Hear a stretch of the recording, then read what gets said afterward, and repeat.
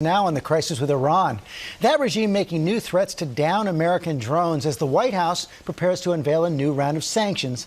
And Secretary of State Mike Pompeo now in Saudi Arabia for talks on building a coalition against Iran. Our chief White House correspondent John Carl tracking these new developments. Good morning, John.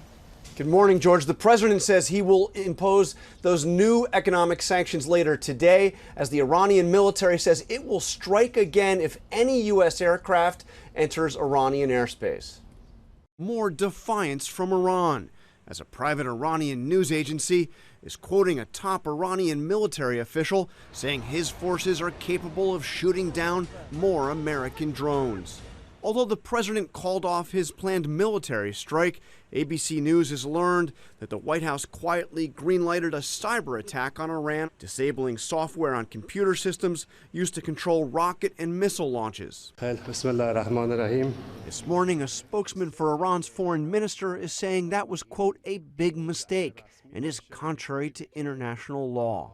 President Trump says he made his last-minute decision to call off the military strike when he was told how many Iranians could die in the attack. Everybody was saying I'm a warmonger, and now they say I'm a dove.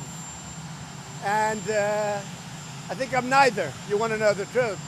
I'm a man with common sense. But I didn't like the idea of them knowingly shooting down an unmanned drone, and then we kill 150 people. I didn't like that. The drone the Iranians shot down is a sophisticated surveillance aircraft that cost some $130 million.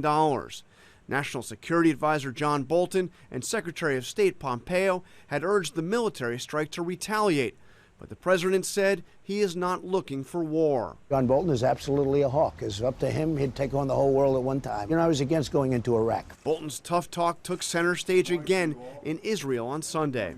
Neither Iran nor any other hostile actor should mistake U.S. prudence and discretion for weakness.